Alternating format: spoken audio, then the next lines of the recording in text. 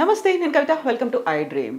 భవిష్యత్తును దృష్టిలో పెట్టుకుంటే ఏది బెటర్ ప్లానింగ్ అవుతుంది? ఫైనాన్షియల్గా చూసుకున్నప్పటికీ, లేకపోతే ఇన్వెస్ట్మెంట్ పరంగా ప్లాట్లు బెటరా, లేకుంటే అపార్ట్మెంట్లో ఫ్లాట్ బెటరా? ఏది మనకి ఫ్యూచర్లో లాభకరంగా ఉంటుంది? ఇదే ప్రతి ఒక్కరిని తొలిచే ప్రశ్న. దాని గురించి మనం మాట్లాడుకుందాం. మనతో పాటుగా ఉన్నారు సర్టిఫైడ్ ఫైనాన్షియల్ ప్లానర్ రాంప్రసాద్ గారు. రాంప్రసాద్ గారు, నమస్కారం అండి. నమస్తే మేడం. సో యూజువల్గా ప్రతి ఒక్కరికి, నాట్ ఓన్లీ మధ్యతరగతి కావచ్చు, దిగువ మధ్యతరగతి, ఎగువ మధ్యతరగతి, ప్రతి ఒక్కరికి ఉండే డౌట్, దేంట్లో ఇన్వెస్ట్ చేసుకోవాలి? ప్లాటా, ఫ్లాటా? ఏం చెప్తారు మీరు? అసలు మీ ఒపీనియన్ ఏంటి చెప్పండి ముందుగా. సో యూజువల్గానే ఉండేది ఏంటంటే, ప్లాట్ అంటే మనకు ఉంటుంది ఎప్పటికైనా, అది తరతరాలుగా ఉండే ఒక ఆస్తి అంటారు. ఫ్లాట్ అంటేనేమో దానికి డిప్రిషియేషన్ వాల్యూ ఉంటుంది. 25-30 ఏళ్ళు దాటిన తర్వాత ఇంకా దాన్ని రీసేల్ వాల్యూ అనేది కూడా ఉండదు. మళ్ళీ మనం దాని మీద ఇన్వెస్ట్ ఎంత చేసినప్పటికి కూడా రిటర్న్లు మనకు రావు అనేది ఒక షెల్టర్ కోసం తీసుకుంటున్నాను అన్నది తప్ప. ఇంకా కారణం ఏంటి అపార్ట్మెంట్ పెరగకపోవటానికి? ఇంకా ఎందుకు పెరగదు అనేది. సో మనం లోన్లు కడుతూ ఉన్నాం, బ్యాంకర్ దగ్గర లోన్ తీసుకుంటున్నాం, ఎవ్రీ మంత్ మళ్ళీ మనమే పే చేయాల్సి వస్తుంది. సో మన ఓన్ ఇంట్లో మనం ఉన్న ఫీల్ కంటే కూడా బ్యాంకర్కి రెంట్ కడుతున్నాం అనే ఒక ఫీల్ ఒకటి ఉంటుంది. అంతేనా? అవునండి. ఇంకా ఇంకా చాలా ఉన్నాయి అబ్జెక్షన్స్, చాలా ఉంటాయి యూజువల్గా. అందుకే మనకి ఎందులో ఇన్వెస్ట్ చేయాలి అంటే మేజర్ అబ్జెక్షన్స్ ఒక 4-5 తీసుకుంటే, ఫస్ట్ థింగ్ అపార్ట్మెంట్ డిప్రిషియేషన్ అనేది అందరూ దానికి జాయిన్ వర్డ్ అయిపోయింది. అపార్ట్మెంట్ అంటే డిప్రిషియేషన్, దానికి లైఫ్ ఉండదు. Okay, perfect. డిప్రిషియేషన్ ఒకటి. నెక్స్ట్, లోన్ తీసుకుంటే ఇంట్రెస్ట్ ఎక్కువ కట్టేస్తాం. సెకండ్ది. థర్డ్, అపార్ట్మెంట్లో మీకు ల్యాండ్ షేర్ చాలా తక్కువ వస్తుంది. ల్యాండ్ కొంటే పెరుగుతుంది కదా, రిపేర్లు వస్తాయి. పాతది అయితే ఎవరో కొనరు, ఇవే కదా. దాని లైఫ్ స్పాన్ అయిపోద్ది, మళ్ళీ కట్టాల్సి వస్తుంది. ఇవన్నీ అబ్జెక్షన్స్. అందరు ఇవే చెప్తున్నారు, కానీ రియాలిటీ చెక్ చేస్తే ఇట్ ఇస్ ఎంటైర్లీ డిఫరెంట్. ఒక ప్లాట్ కన్నా, ఒక స్థలం కొన్నదానికన్నా ఒక అపార్ట్మెంట్ కొనడం చాలా రెట్లు బెటర్. ఎలా అంటే, ఫస్ట్ ఆఫ్ ఆల్ ఇప్పుడు అందరూ అన్నారు కదా, కాస్త పేషెన్స్గా, అంటే ఇన్నాళ్ళు అదే విన్నాం కాబట్టి నమ్ముతున్నాం. వి కాంట్ డినే, ఫిక్స్ అయిపోయాం. అందరూ చెప్పింది మనం నమ్ముతున్నాం. మనం ఎప్పుడైనా వెరిఫై చేసామా?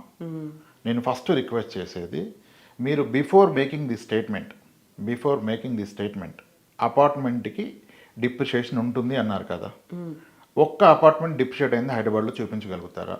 ఒక 20 years బ్యాక్, 30 years బ్యాక్ కొనింది. ఓకే, అసలు ప్రతి ఒక్కరు ఇప్పుడు ఈ స్టేట్మెంట్కి జడ్జిమెంట్కి వచ్చింది ఎవరంటే, ఒకటి ఇంతవరకు కొననోళ్ళు ఒకళ్ళు వచ్చేసారు, రావడం వల్ల వాళ్ళ భవిష్యత్తుని వాళ్ళు ఇబ్బందులు పెడుతున్నారు. ఇంకోటి, కొన్న వాళ్ళు కూడా ఇదే స్టేట్మెంట్ ఇస్తున్నారు. 10 ఏళ్ల క్రితం, 20 ఏళ్ల క్రితం, 30 ఏళ్ల క్రితం హైదరాబాద్లో అపార్ట్మెంట్ కొన్నోళ్ళు చాలామంది ఉన్నారు ఈరోజు హైదరాబాద్. వీళ్ళందరూ కూడా ఈ స్టేట్మెంట్ ఇస్తున్నారు. అది చాలా బాధాకరం. అసలు ఫస్ట్ నేను రిక్వెస్ట్ చేసేది ఏంటంటే, ఎవరైనా హైదరాబాద్లో ఒక 20 years బ్యాక్ ఫ్లాట్ కొంటే ఆ రోజు ప్రైస్ ఎంత ఉండేది మేడం? ఇప్పుడు హార్డ్లీ ఒక 30-40 లక్షల్లో ట్రిపుల్ బెడ్రూమ్ ఫ్లాటే వచ్చేది. 20 ఏళ్ల క్రితం 30-40 చాలా ఎక్కువ. 2004లో నేను చెప్తాను ఎగ్జాంపుల్. 2004-05లో అప్సిగూడ స్ట్రీట్ నెంబర్ 8 ఒకటి అప్పుడు బాగా కన్స్ట్రక్షన్స్ అయినాయి. 2004 నుంచి చేసి 5లో హ్యాండ్ ఓవర్ చేశారు. ఆ రోజు అక్కడ ఏ ఫ్లాట్ కూడా మీకు 6 లక్షలకు మించి లేదు రేటు. 6 లక్షలకు మించి రేట్ లేదు. కొన్నోళ్ళు ఎవరు ఉంటే కామెంట్స్లో పెట్టచ్చు.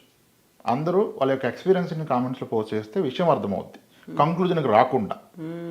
ఇప్పుడు దాన్ని డిసైడ్ చేస్తుంది ఎవరు? దాన్ని ఎక్స్పీరియన్స్ అయిన వాళ్ళు. కొనని వాళ్ళు చెప్పకూడదు కదా. కొన్ని దాంట్లో ఉన్నవాళ్ళు 20 ఏళ్ళుగా 30 ఏళ్ళుగా చెప్తే అది ఫైనల్ కదా. ఇప్పుడు అప్సిగూడ స్ట్రీట్ నెంబర్ 8లో అన్ని అపార్ట్మెంట్స్ ఆ రోజు వెలిసాయి 2004-05 మధ్యలో. గట్టిగా అంటే 6 నుంచి 7-8 లక్షలు ఆ రోజు. ఈరోజు ఎంతకు వస్తుంది అపార్ట్మెంట్? ఇప్పటికి 19-20 ఏళ్ళు అయింది కదా. ఇప్పుడు ఎంతకు రావచ్చు అపార్ట్మెంట్ చెప్పండి మీరు?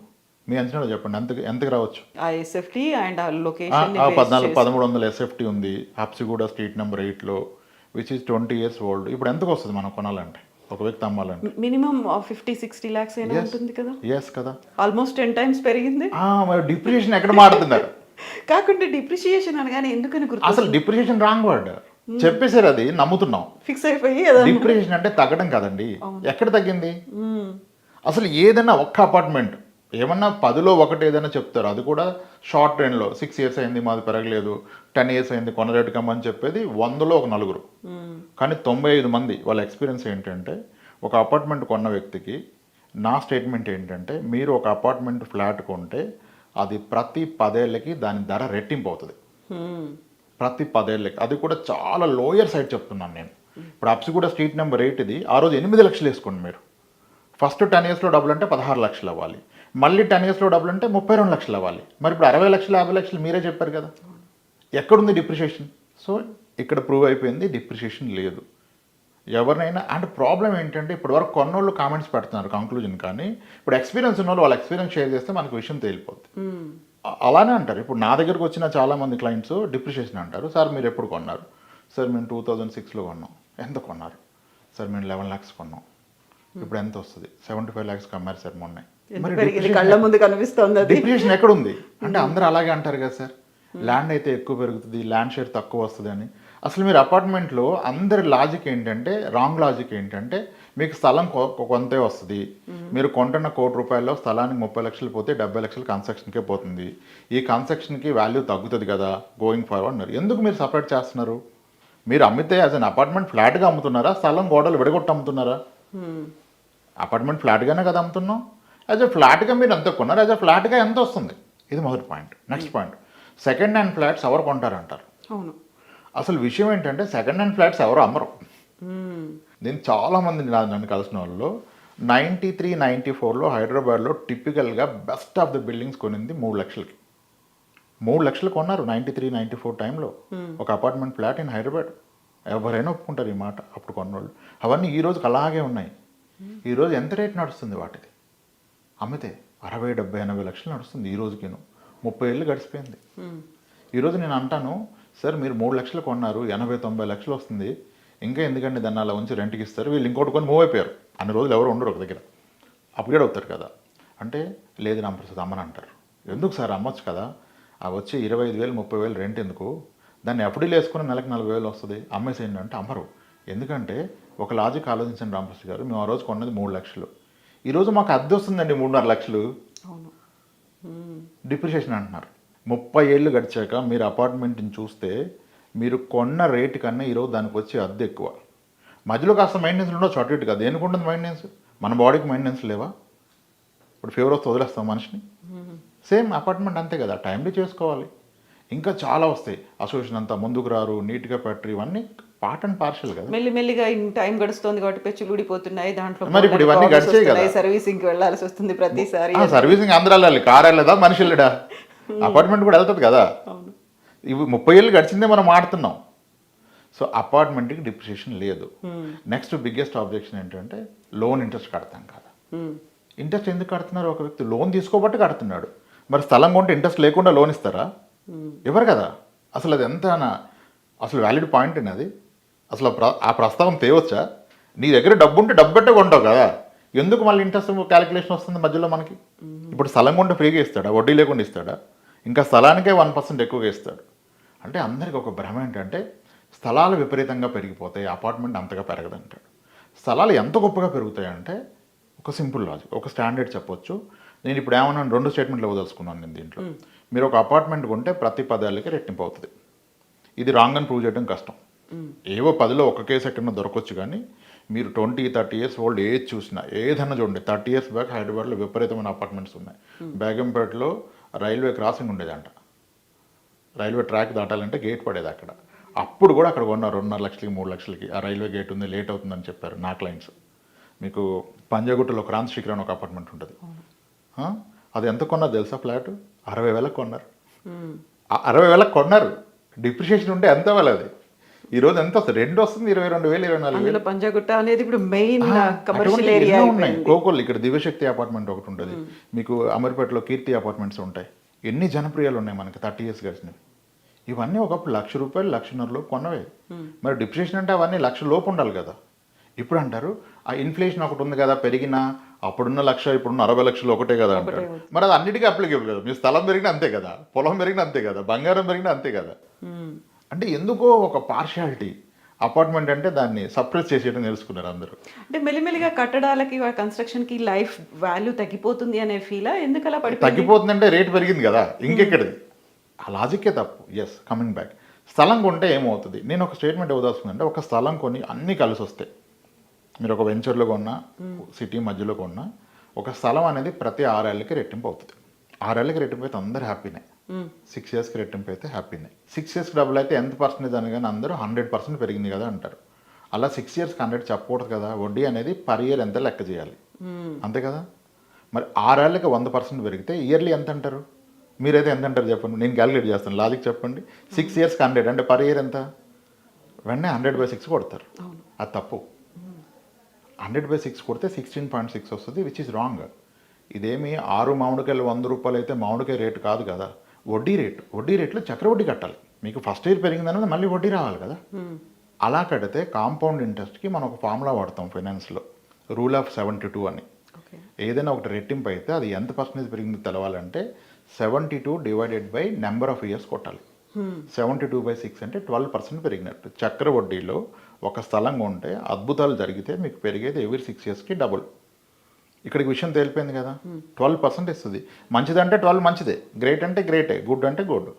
అక్కడికి ఆపేసేయండి, స్థలం గురించి ఇంకా ప్రస్తావన తేయకూడదు. మళ్ళీ అప్పుడు పొలం 1,00,000 కొన్నారు, 1 కోటి, ఇవన్నీ చెప్తారు. 6 ఇయర్స్కి డబులే వస్తుంది అంతను. ఓకే, ఒక స్థలం కొంటే 6 ఇయర్స్ డబుల్. కానీ ఒక స్థలంలో మనకు ఎటువంటి రాబడి ఉండదు, ఇంకా మరి పైగా దాన్ని కాపలా కాసుకోవాలి, లీగల్గా ఒక టెన్షన్ ఉంటుంది. సరే ఇప్పుడు తగ్గే ఎరాలు ఇవన్నీ వచ్చి ఓకే, స్థలం అయిపోయింది. ఇప్పుడు అపార్ట్మెంట్ 10 ఇయర్స్లో డబుల్ అన్నాను. 10 ఇయర్స్లో డబుల్ కానీ అపార్ట్మెంటే చూపించలేరు మీరు. మళ్ళీ అంటారు ఏరియాని బట్టి. ఏరియాని బట్టి కాదు, ఏరియాని బట్టి మీరు కొనే రేటు కూడా ఉంటుంది కదా. ఇప్పుడు మనకి ప్రైమ్ లొకేషన్లో డబుల్ బెడ్రూమ్ 1 కోటి రూపాయలు, కాస్త ఇంటి దగ్గరికి వెళ్తే ట్రిపుల్ బెడ్రూమ్ 1 కోటి రూపాయలు. 10 ఇయర్స్ తర్వాత ఈ కోటిది 2 కోట్లు అవుతుంది, అది 2 కోట్లు అవుతుంది. సో ఏరియాని బట్టి మీరు కొనే ప్రైస్ ఉంటుంది. ఏ ఏరియా అయినా ఎక్కడైనా ఎవ్రీ 10 ఇయర్స్కి డబుల్ అవుతూ పోతుంది అపార్ట్మెంట్. 10 ఇయర్స్కి డబుల్ అంటే ఎంత పర్సెంటేజ్ పెరిగినట్టు? ఇందాక అనుకున్న రూల్ ప్రకారం 72/10 అంటే 7%లో అపార్ట్మెంట్ గ్రో అవుతుంది కదా. 7%లో అపార్ట్మెంట్ గ్రో అవుతుంది. మరి ఇది 7 కదా, స్థలానికి 12 చెప్పారు కదా మీరు. అపార్ట్మెంట్ తక్కువ అంటే అది తప్పు. ఎందుకంటే ఒక అపార్ట్మెంట్లో మనకంటూ రెంట్ వస్తుంది, మరి రెంట్ కలపాలి కదా. ఈరోజు టిపికల్గా హైదరాబాద్లో ఎవరైనా అది సెకండ్ హ్యాండ్ కానీ కొత్తది కానీ 1 కోటి రూపాయల ఫ్లాట్ కొన్న పక్షంలో, వాళ్ళు ఉండని పక్షంలో 25,000 రెంట్ గ్యారంటీ. నేను లోయర్ సైడ్ చెప్తున్నాను, 32 వచ్చేవాళ్ళు ఉన్నారు. నెలకి 25,000 అంటే సంవత్సరానికి ఎంత? 3 లక్షల రూపాయలు. 1 కోటి రూపాయల పెట్టుబడి మీద 3 లక్షలు వస్తుందంటే 3% వచ్చినట్టే కదా. అప్పుడు ఈ 3 తీసుకెళ్ళి ఆ 7 కలపాలి కదా, పెరుగుతున్న 7కి 10 అవుతుంది. 10 కూడా తక్కువే కదండి, మీరు ప్లాట్ 12 అని మీరే చెప్పారు కదా అనే ప్రస్తావన వస్తుంది. కానీ ఈ రెంట్ 25,000 అలానే ఉండదు, రాబోయే 10 ఏళ్ళలో రెంట్ పెరిగి రెట్టింపు అవుతుంది. ఎవ్రీ ఇయర్ పెంచే వాళ్ళు కూడా ఉన్నారు. పెంచాల్సిందే కదా, మరి ఇన్ఫ్లేషన్ పెరుగుతున్నప్పుడు ఎలా? మనం ఇప్పుడు యాజ్ ఎ టెనెంట్ ఏమో పెంచుతున్నాడు అంటాం, యాజ్ ఎ ఓనర్ ఏమో నేను ఇంత ఈఎంఐలు కట్టేస్తాను, పెంచకపోతే ఎలా, నా ఖర్చులు పెరిగిపోయి అంటాడు. ఇప్పుడు ఒక రిటైర్డ్ సీనియర్ సిటిజన్ ఈ రెంట్ మీద బ్రతికినప్పుడు మరి ఆయన ఖర్చులు పెరిగితే పెంచాలి కదా కదా. సో కాబట్టి నేనేమంటున్నానంటే 25,000 రెంట్ 10 ఏళ్ళలో పెరిగి రెట్టింపే అవకాశం ఉంది. సో యావరేజ్ రెంట్ 3 కాకుండా డబుల్ తీసుకోవచ్చు, 5% తీసుకోండి, సరే 6 వద్దు. కొంతమంది కట్టగానే కొనగానే కూడా 5% వస్తుంది. 5% రెంట్ వస్తుంది, 7% అప్రిసియేషన్. 7 + 5 = 12. అంటే స్థలము 12, అపార్ట్మెంట్ 12. మరి 2 12 అయితే ఏది బెస్ట్?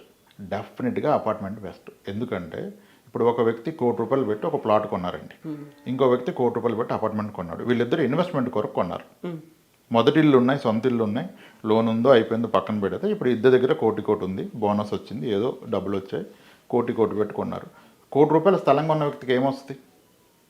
ఏమీ రాదు.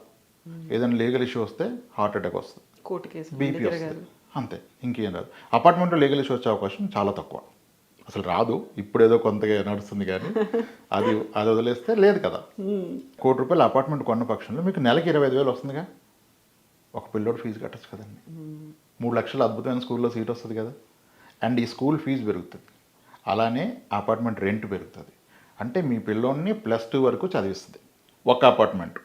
1 కోటి రూపాయలు పెట్టుకొని ఆ అద్దెని కనుక మీ అబ్బాయి చదువుకో, పాప చదువుకో అటాచ్ చేస్తే చదివిస్తుంది. తీరా హైయర్ ఎడ్యుకేషన్ వచ్చాక ఒక మంచి ప్రీమియర్ ఇన్స్టిట్యూట్కి వెళ్తాడు అంటే ఈరోజు ఒక 30 లక్షలు, ఒక 18 ఏళ్ళ తర్వాత ప్రాబ్లీ అదొక 1,20,00,000, 1,50,00,000 అవుద్ది. అప్పటికల్లా మీ అపార్ట్మెంట్ కూడా అంతకంటే చాలా ఎక్కువ అయిపోద్ది కదా, 2 కోట్లు అయిపోద్ది కదా. 10 ఇయర్స్కి డబుల్ అనుకున్నాం కదా.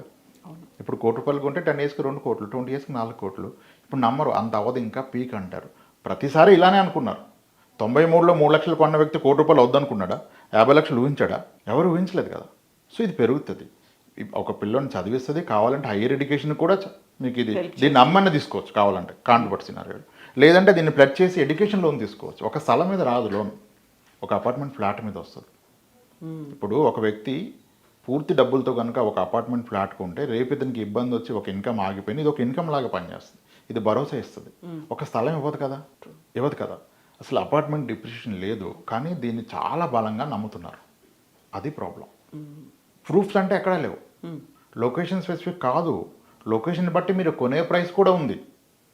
రిలేటివ్ గ్రోత్ చూసుకోవాలి మీరు. ల్యాండ్ తక్కువ వస్తేనే చాలా రాంగ్ ప్రస్తావన కదా. ల్యాండ్తో ఏం సంబంధం, మీరు అమ్ముతున్నారు కదా. ఇప్పుడు ఉన్నాయి కదా 30 ఏళ్ళ క్రితం కట్టిన అపార్ట్మెంట్స్, ఎంత ఓల్డ్ అయినా ప్రతి 10 ఇయర్స్కి పెరుగుతూనే పోతుంది. మళ్ళీ ఇంకొస్తాయి, కూలిపోతే మళ్ళీ కట్టుకోవాలి, అందరూ ముందుకు రారు, ఎన్ని కూలే కదా.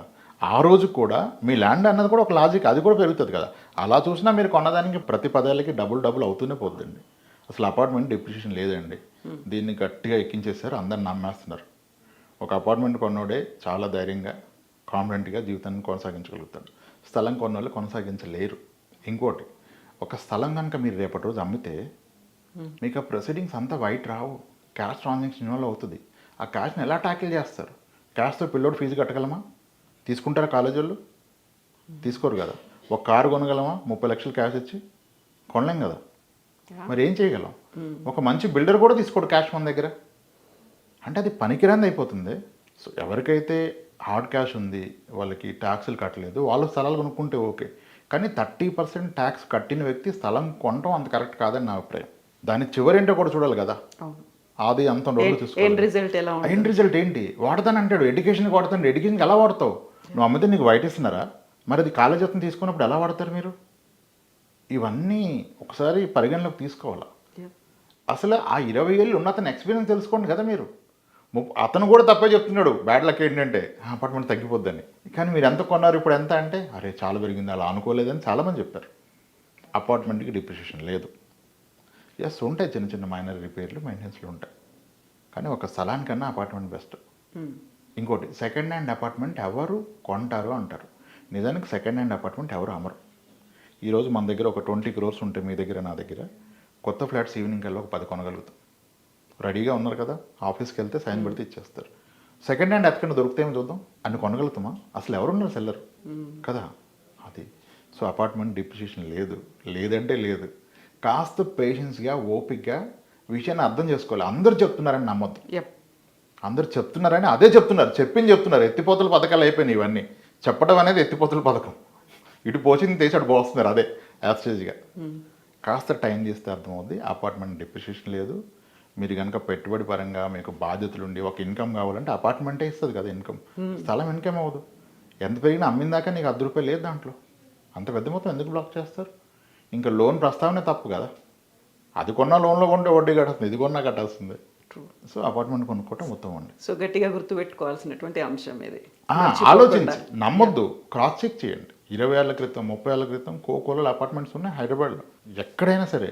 నిన్న మాట్లాడుతున్నాను, అతను అంతే అపార్ట్మెంట్ తగ్గిపోద్ది అన్నాడు. అక్కడ ఏదో అమరావతి ఏదో అపార్ట్మెంట్ చెప్పాడు. అది ఓల్డెస్ట్ సార్ మా సిటీలో, మా టౌన్లో అన్నారు. అది 22 ఏళ్ళు అయింది అన్నారు. అప్పుడు ఎంత అంటే అప్పుడు ఎంత సార్ 3 లక్షలు సార్ అన్నాడు. ఇప్పుడు ఎంత అంటే ఇప్పుడు 50 లక్షలు మినిమం సార్ అన్నాడు. మరి ఎలా సార్ డిప్రిషియేట్ అవుద్ది అంటారు? ప్రతి దగ్గర అంతే. వైజాగ్లో వాళ్ళు అలాగే అంటారు. ఆర్కే బీచ్లో అపార్ట్మెంట్స్ 93లో 3 లక్షలు కొన్నారు ఒక్కొక్కరు. ఇప్పుడు 1,40,00,000 నడుస్తుంది, 40,000 అద్దె వస్తుంది, 30,000 అద్దె వస్తుంది. డిప్రిషియేషన్ అంటారు. సో అన్ని చోట్ల ఇదే, ఇంకా అన్ని చోట్ల ఇదే. నేను అనేది 10 years డబుల్, కానీ నిజానికి అంతకన్నా చాలా ఎక్కువ పెరుగుతుంది. నేను లోయర్ సైడ్ చెప్తున్నాను 10 years డబుల్ అని, కానీ నిజానికి చాలా చోట్ల 6-7 yearsకి డబుల్ అయిపోయినాయి ఉన్నాయి. ఆ ఎక్కువ పెరిగింది రిపేర్లకు వేసుకుంటే సరిపోయి. సో అపార్ట్మెంట్ డిప్రిషియేషన్ లేదు మేడం. ఎస్ అండి, thank you so much Ram Prasad గారు ఫర్ ఒక వాల్యుబుల్ సజెషన్ కోసం. Thank you. థ్యాంక్స్.